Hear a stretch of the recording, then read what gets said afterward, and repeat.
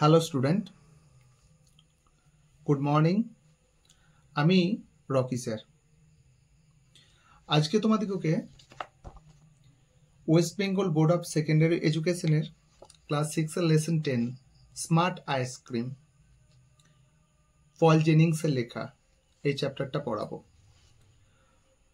Paul Jennings is an English born Australian children author. অর্থাৎ Paul Jennings ছিলেন একজন Australian শিশু সাহিত্যের লেখক।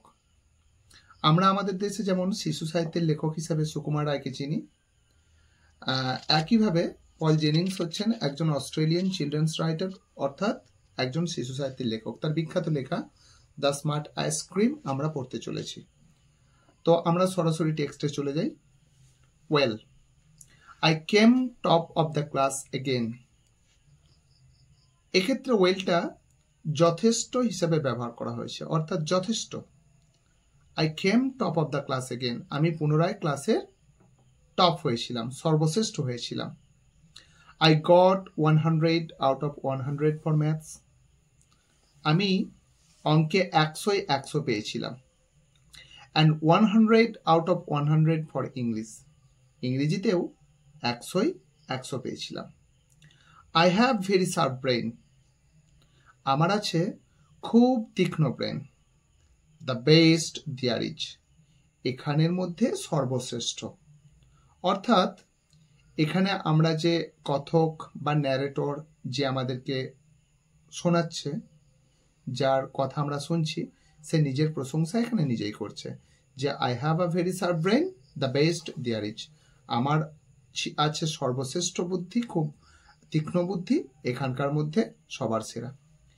দেয়ার isn't one kid in the class who can come near me, এই ক্লাসের মধ্যে এমন একটা বাচ্চা নেই যে আমার ধারে কাছেও আসতে পারে।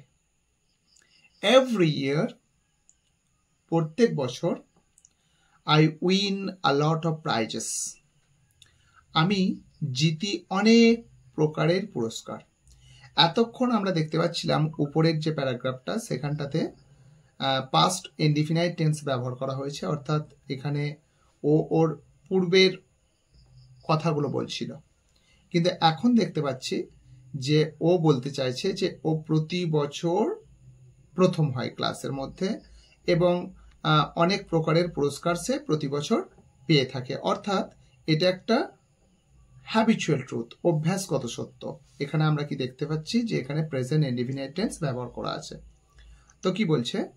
Every year I win a lot of prices, top of the class, top of the school, প্রতি বছর আমি অনেক পুরস্কার জিতি।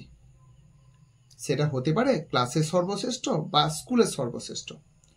I won a prize for spellings, আমি জিতেছিলাম একটা পুরস্কার।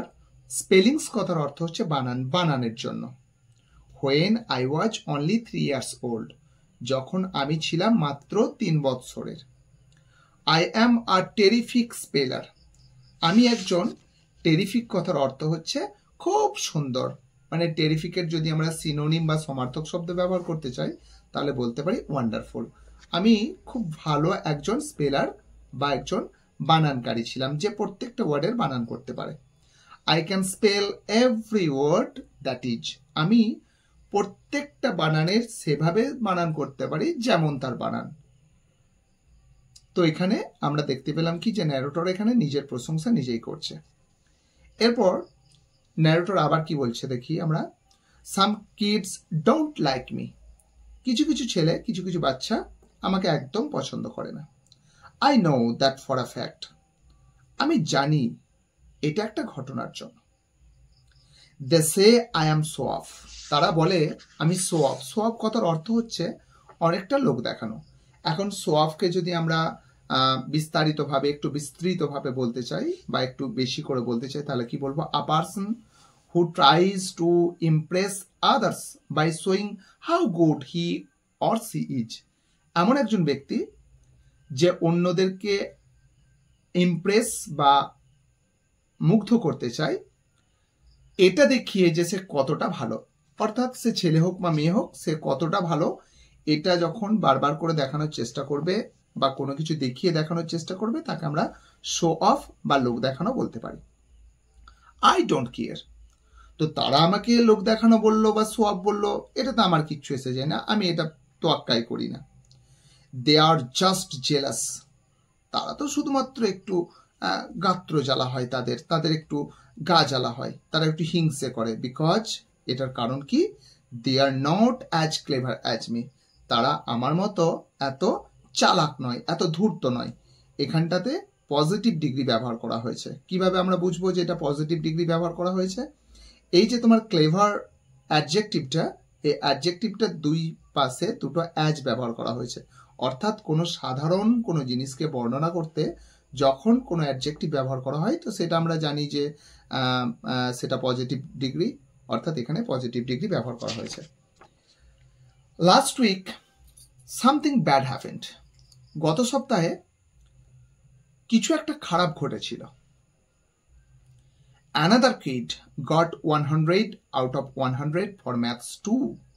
অন্য একটি ছেলে অঙ্কে 100-র মধ্যে 100 পেয়ে গিয়েছিল। That never happened before, যেটা এর আগে কখনোই ঘটেনি। No one has ever done as well as me, কেউ কখনো আমার মতো এত ভালো কখনোই করতে পারেনি। A kid called Jerome Dadian beat me, একটা ছেলে যার নাম হচ্ছে জেরম ডাডিয়ান, যে আমাকে হারিয়ে দিয়েছিল। আই ওয়াজ শিওর, আমি নিশ্চিত ছিলাম। হি চিটেড, সে প্রতারণা করেছে, সে কিছু একটা জালিয়াতি করেছে, বা ডুপ্লিসিটি করে বা কোনো রকমভাবে জালিয়াতি করে সে প্রথম হয়েছিল। It had something to do with that ice cream, এটা ঘটেছিল ওই মানে আইসক্রিমের দ্বারা, ওই আইসক্রিমটির দ্বারা কোনো একটা কিছু ঘটেছিল। I was sure of it, আমি এটার উপর নিশ্চিত ছিলাম। I decided, আমি ঠিক করেছিলাম, to find out what was going on, এটা খুঁজে বের করতে যে কি প্রধানত ঘটেছিল।